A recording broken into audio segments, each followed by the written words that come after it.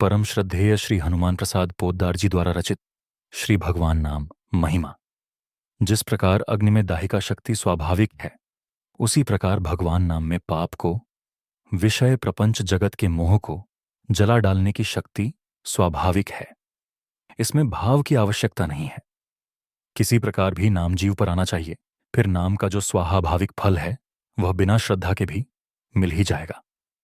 तर्कशील बुद्धि भ्रांत धारणा करवा देती है कि बिना भाव के क्या लाभ होगा, पर समझ लो ऐस सोच अपने हाथों अपने गले पर छुरी लगाना है। भाव हो या नहीं, हमें आवश्यकता है नाम लेने की। नाम की आवश्यकता है, भाव की नहीं। भाव हो तो बहुत ठीक, परंतु हमें भाव की ओर दृष्टि नहीं डालनी है। भाव ना हो तब भी नाम जप तो करना ही है। देखो, नाम भगवत स्वरूप ही है। नाम अपनी शक्ति से, अपने वस्तुगुण से सारा काम कर देता है। विशेषकर कलयुग में तो भगवान नाम के सिवा और कोई साधन नहीं है। मन निग्रह बड़ा कठिन है। चित्त की शांति के लिए प्रयास करना बड़ा ही कठिन है, पर भगवान नाम तो इसके लिए भी सहज साधन है। बस भगवान नाम की जोरों से ध्वनि करो। तर्क भ्रांति लाती है कि रोटी रोटी करने से पेट थोड़े ही भरता है, पर विश्वास करो, भगवान नाम रोटी की तरह जड़ शब्द नहीं है। यह शब्द ही ब्रह्म है। नाम और नामी में कोई अंतर ही नहीं है। आलस्य और तर्क, यह दो नाम जप के बाधक है। प्राय आलस्य के कारण ही कह बैठे थे हो कि नाम जप होता नहीं, अभ्यास बना लो, नाम लेने की आदत डालो। नाम लेत भव सिंधु सुखाही, इस पर श्रद्धा करो, इस विश्वास को ढीढ़ करो। कंजूस की भांति नाम को संभालो। निश्चय मानो नाम के बल से बिना ही परिश्रम भवसागर से तर जाओगे और भगवान नाम के प्रेम को भी प्राप्त कर लोगे। निरंतर भगवान नाम का कीर्तन करो। मेरे विचार से सर्वोत्तम साधन यही है। हारे को हरि नाम, इसी उपाय से सबका मंगल दिखता है और अन्य उपायों में राग द्वेष उत्पन्न होकर फंस जाने का भय है।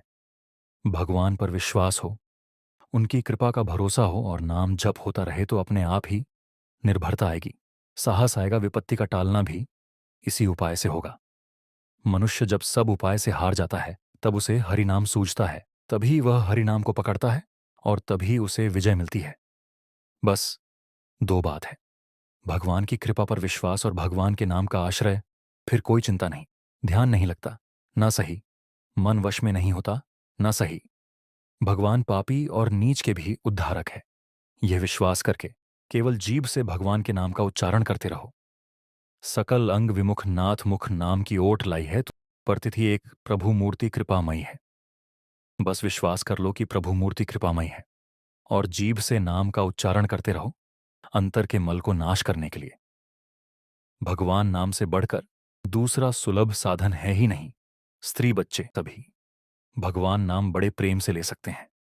भगवान नाम के नाम में श्रद्धा नहीं हो, प्रेम नहीं हो, तो दूसरे के कहने से ही लेना आरंभ कर दे। अच्छा, क्या हानि है?